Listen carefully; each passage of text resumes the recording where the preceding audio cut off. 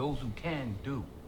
Those who can't talk about those who can. Now, can you or can you not? Or you just want to sit on the sideline to talk about other people? Or can you do that? Oh my goodness. Good morning, friends. Mark Holmes here, of course, with my buddy Cowboy Joe Boo. And as always, I want to say thank you all for watching, commenting, subscribing, and being part of the Joe Boo Sports Report. Without you guys, as well as you ladies, you know that this literally does not work. It is, oh my goodness. Guys, do you know what it is today? Do you know what it is today? Today, friends, oh my goodness, is day number one of Cowboys minicamp. We got 3 days of work.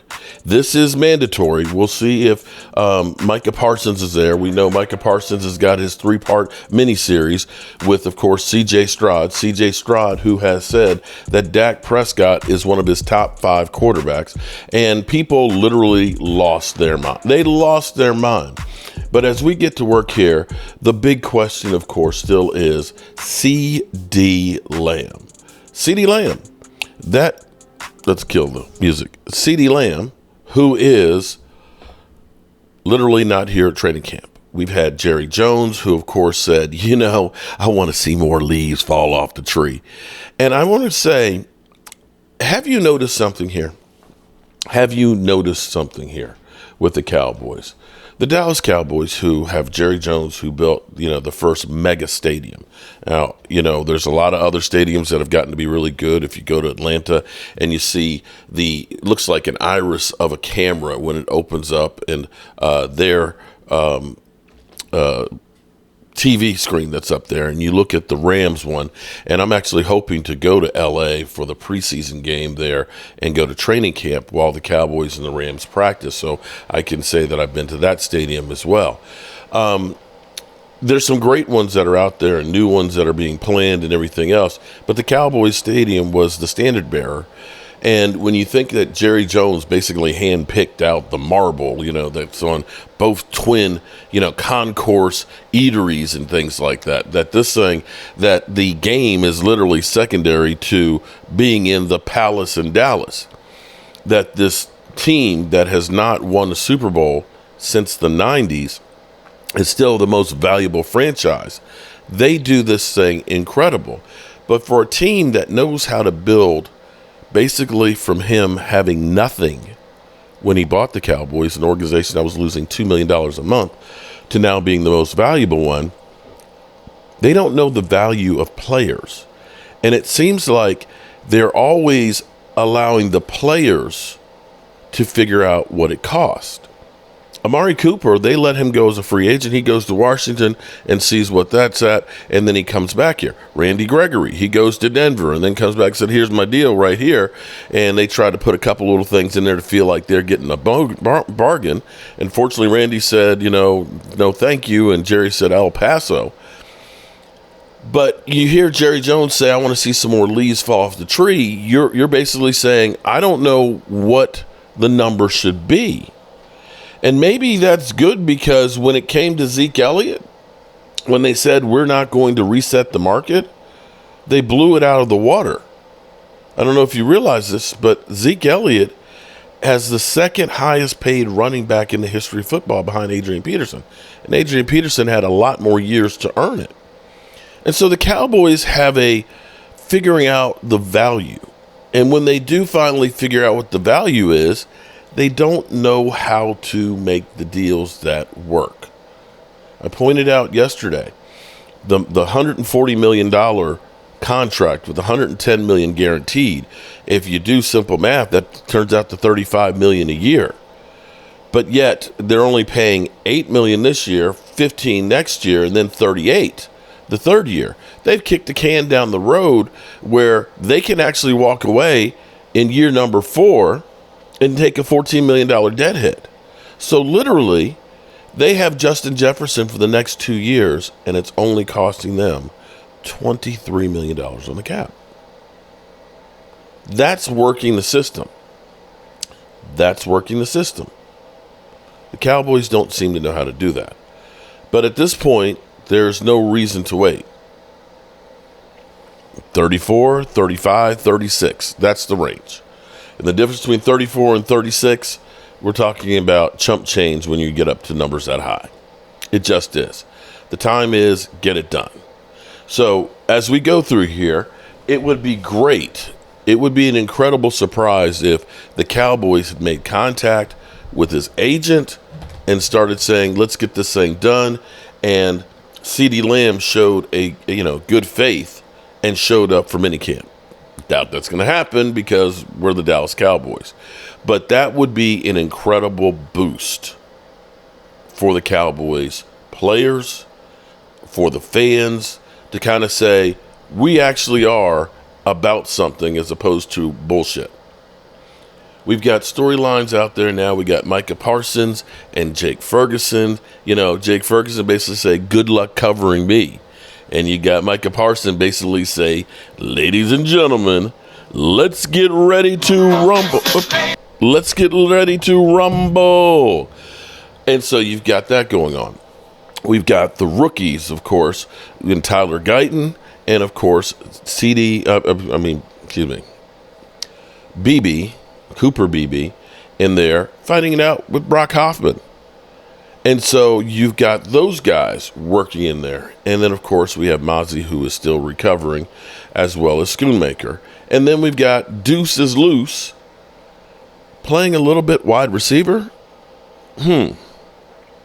I thought that was kind of Turpentine's spot that we were looking at. You remember that? When we heard that Turpentine was playing a little bit of slot receiver and stuff, now it's Deuce's turn. So we have all of these things that are going on here, and we're going to definitely be enjoying and watching those things for today. But let me go to ESPN, the worldwide leader in gambling and bullshit, about, this is kind of crazy when you see Mac Jones. Now, I'm not one to talk about somebody dancing because I don't dance good. My wife's going to be the first to tell you that she wish I had two left feet because that'd be an improvement in my dancing. But I don't know what this is that Mac Jones is doing over here, but he seems to be happy to be out in New England. And can someone grade the dancing for me here? What do we think of the dance moves? It's actually better than I would have thought. What do you think of that? Yeah, I like it. I'll give Mac Jones a thumbs up. He just looks so happy to be in the sunshine and out of New England. Good for him. Do that dance. Is that like the driving the car move he's doing? I'm not sure what that is, but I might try and incorporate that. I can grade Greeny right now. He's just feeling it. That's not good. Come on, am I not? I mean, he's just that's a. Are you punching Look at that move. He's got a little bit of this going on. Jazzercise workout? I can't decide if it's something he's doing. Almost looks like something he's doing involuntarily. One way or another. It's pretty good. It's like a wannabe Baker Mayfield. All right. Anyway, let's get on to why this is a big day in the NFL, shall we?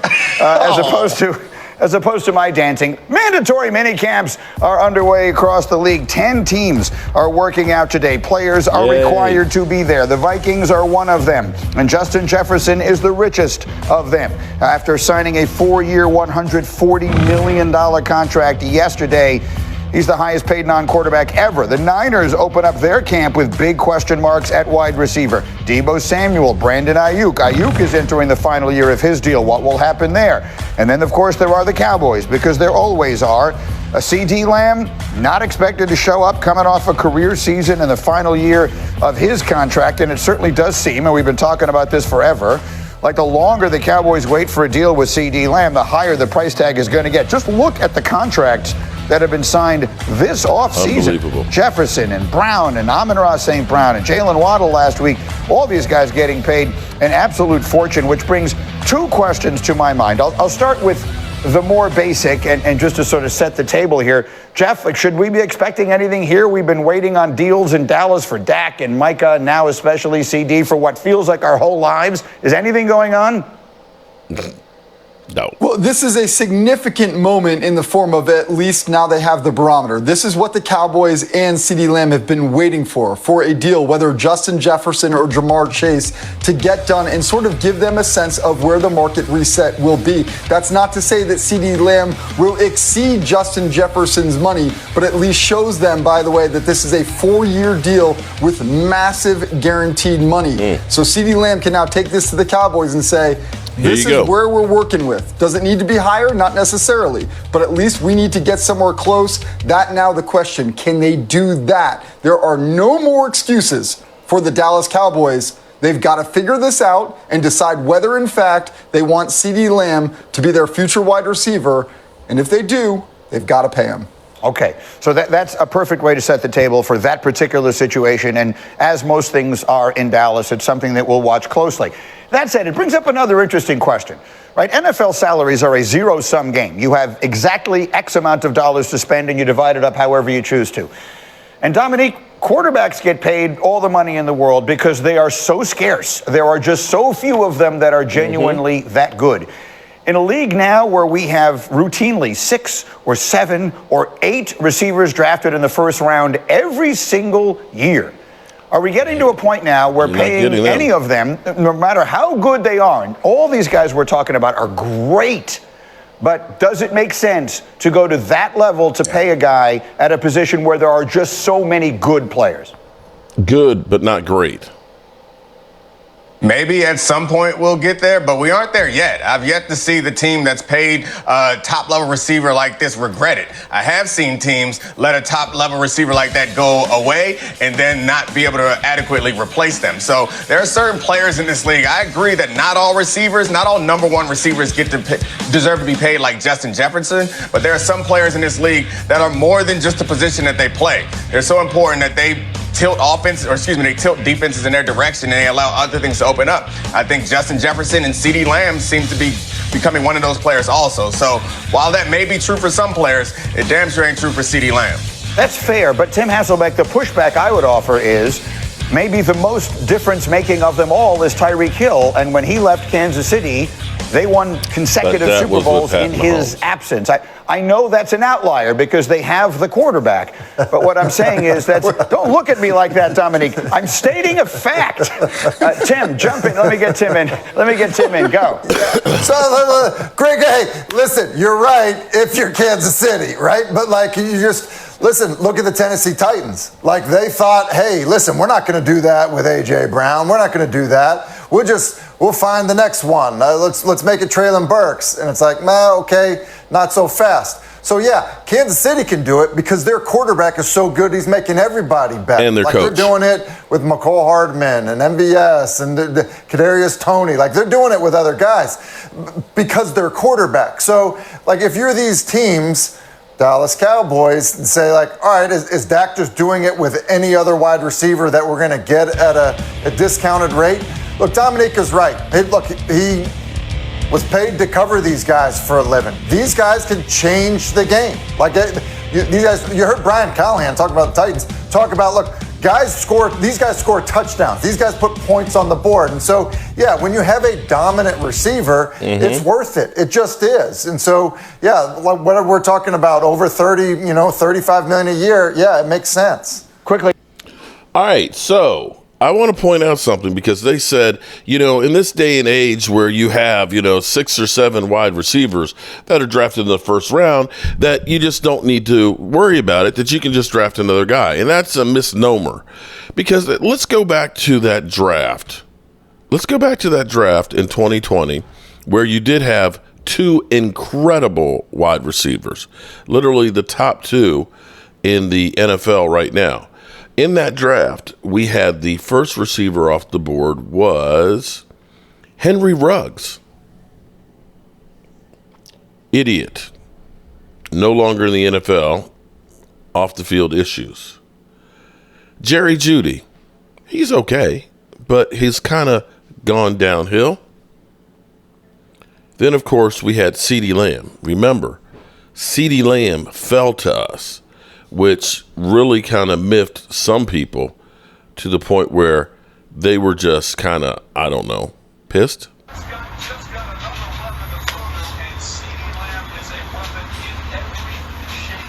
I fire Howie.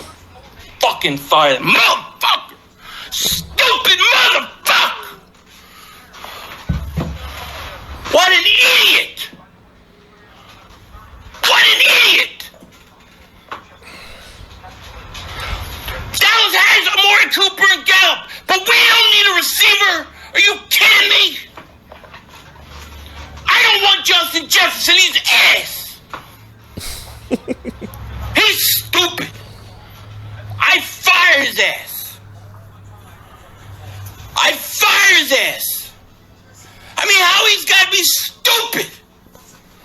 What are you doing? You just let Dallas take him.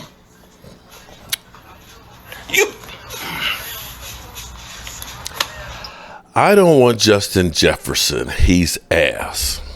Yeah. What's amazing is after that pick, the next wide receiver was Jalen Reagor. That's who the Eagles took in the first round, mind you.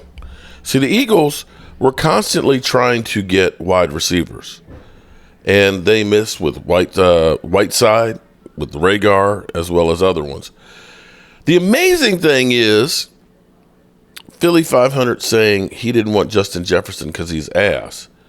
Justin Jefferson was literally the next guy picked. B.A.M. And you had Brandon Ayuk, good wide receiver, really good wide receiver, who's looking to get paid, but I don't know that he's CeeDee Lamb or Justin Jefferson. T. Higgins, another good receiver. Michael Pittman Jr., he's okay. And I think that's it. That's it. That's it for the first round picked. I'm sorry, Michael Pittman was actually second round. But yeah. So you look at that and say, when you say, oh, well, you can just draft it, that doesn't always equate. When you look at this, you have to look at it and say the cream of the crop is definitely Justin Jefferson and CeeDee Lamb, which are definitely game changers. Jalen Reagor and Henry Ruggs are not. There's so many of them, so your chances are few and far between. And we found out kind of losing Amari Cooper, how the drop-off was in production from the other guys. And so if you end up not signing CeeDee Lamb, I don't know that you're going to necessarily be able to get that guy. And here's the thing. In order to get that guy, it's not just the money aspect that you have to look at it. It's also then where are you going to have to draft to find that guy? So are you going to take that draft pick when you have a stud, one of the best in the business right there, and let him go and risk taking another number one pick to try and get a replacement, when you could look at this and say, hey, we need, another linebacker, or we need, another edge rusher, or we need a defensive lineman, or maybe there's another Larry Allen out there. And so this is where you have to look at, it's not just paying him. If you don't pay him, what's it going to cost to replace him? And that's the thing that people don't put into the equation. To me, you pay that guy. You pay that guy. You just do. And you need that key piece. And the thing is, if you do like Minnesota did, because when you go through the over the cap and you look at the numbers, the Eagles, they got everybody under contract this year, but at the moment, they got about $10, $11 million in cap space already for next year. We got about 65. If you get CeeDee Lamb done, you can reduce his number for this year. Potentially, if you don't spend it, roll that over to next year and create cap space going forward. To me, it's a no-brainer. All right, good people, we're going to roll out of here, and we're going to do one last tribute to this. Is the best draft choice in Cowboy history. They kind of had done their homework and kind of found this guy. Hudson Houck somehow had unearthed this guy. HUD had some connections in the state of California when he had been at Southern Cal. Larry was from a small school, Sonoma State, obviously, so he did not get a lot of play. What we do as offensive linemen in those days, we look at the top probably 10, 15 guys that we liked, and he happened to be on the list. You talk about how you want a small school guy to dominate his level of competition. Larry not only dominated, but destroyed the players that he was playing against at that level. But Larry's issue for a lot of teams was a perceived shoulder injury. And, I think that's what caused him to slide in the draft down to the second round. And our scout that covered that area at the time, Tom Siskowski, he was a big fan of Larry.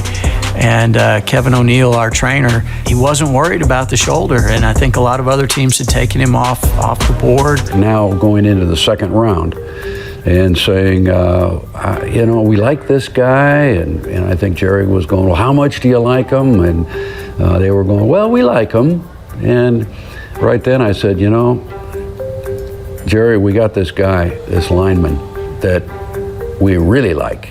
We went into an office about 4 picks before it was our time to select in the second round and just get one more look at him. They kept running back and forth as it pushed further down the round. They would say to each other, let's go look at Larry again. And they would go and look, and they would say, what are we missing? And then they'd go back in, and more guys, and they'd say, we got to go look again. He blocked one guy, knocked him down, ran and blocked another guy and knocked him down, and he's still running, and he's escorting the ball carrier down the field, and Jerry goes, that's our guy, let's go draft him. I went back and I checked with our current trainer, Jim Maurer, who was here at the time too, and the issue that Larry had that everybody was worried about when he went to the combine, we never did surgery on that. He had a couple other surgeries, but he never had a surgery on what the perceived issue was that caused him to fall in the draft. That's a pretty good value pick late in the second round, and so I still maintain that Larry Allen is the best draft choice the Cowboys ever made. Rest in peace, man. Rest in peace.